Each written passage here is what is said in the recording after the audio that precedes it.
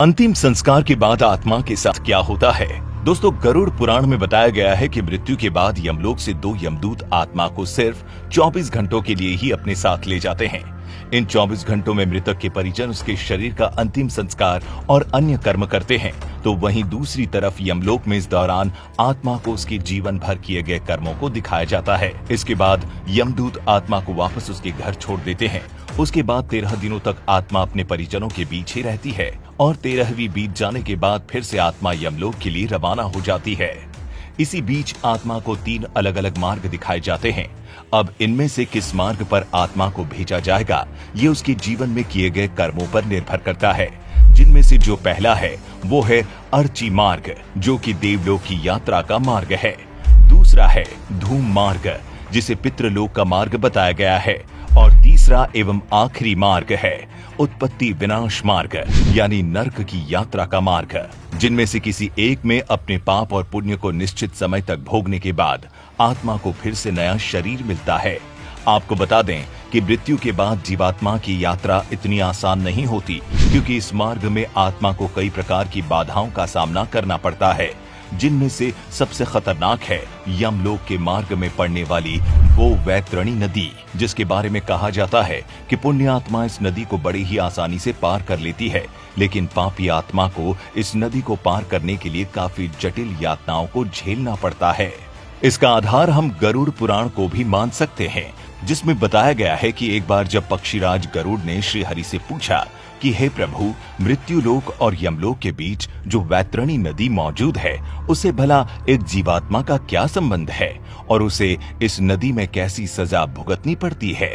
तब उन्हें भगवान श्री हरि ने बताया कि हे गरुड़, जो भी पापी आत्मा इस नदी में प्रवेश करती है, वो रक्त से भरे एक पात्र में घी की तरह खौलाई जाती है। इस नदी का जल कीटाणुओं और वज्र के समान सूंड वाले जीवों से भरा रहता है, और जैसे ही कोई पापी आत्मा उस नदी में प्रवेश करती है, वो नदी अचानक से 12 सूर्य से उत्पन्न होने वाली गर्मी के समान तपने लगती है, और उस महाताप में पापी चिल्लाते हुए करुण विलाप करने लगता है। और जब महाताप उसके बर्दाश्त से बाहर चला जाता है, तब वो दुरात्मा उस भयंकर रक्त रूपी जल में डुबकी लगाने लगती है। तो आप जानते हैं कि जिन लोगों ने अपने जीवन में पाप किए होते हैं, उन्हें नरक भेजा जाता है, वहीं जो अच्छे कर्म करते हैं उन्हें स्वर्ग मिलता है। यहाँ तक कि जो आत्माएं स्वर्ग की हकदार बनती है, उन्हें यमराज स्वयं अपने भवन से स्वर्ग के द्वार तक छोड़ने जाते हैं। यहाँ अप्सराएं उनका स्वागत करती है। वहीं जो लोग सिर्फ अपने बारे में सोचते हैं और जिन्होंने अपने पूरे जीवन काल में किसी दूसरे का हित नहीं किया होता, उन्हें नर्क में स्थान मिलता है। बता दें कि गरुड़ पुराण में अलग अलग नरकों का जिक्र भी किया गया है, जहां मृत आत्मा को पापों की सजा मिलती है।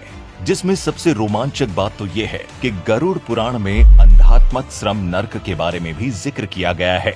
ये नर्क केवल उन्हीं पति पत्नियों की आत्माओं के लिए है जो अपने साथी को केवल लाभ या उपभोग की एक वस्तु समझते हैं। इस नर्क में ऐसी ही आत्माओं को मारा जाता है। वहीं तमिश्रम नर्क में उन लोगों को जगह मिलती है जिन्होंने अपने जीवन में दूसरों की संपत्ति हड़पी होती है। यहाँ उन्हें तब तक मारा जाता है जब तक कि वे बेहोश न हो जाए। दोबारा होश में आने के बाद फिर से उन्हें इसी तरह लहूलुहान किया जाता है, और ये सिलसिला तब तक चलता है जब तक कि सजा का समय समाप्त न हो जाए। वहीं कुंभी पाकम नामक नर्क में शिकारी लोगों, यानी उन लोगों की आत्माओं को लाया जाता है जो अपने शौक के लिए जानवरों की हत्या की होती है। यहाँ उनके इस कर्म की सजा में उन्हें खौलते हुए तेल में उबाला जाता है। आपको क्या लगता है, आप किस लोक के लोभी बनेंगे? नीचे कमेंट करके जरूर बताएं।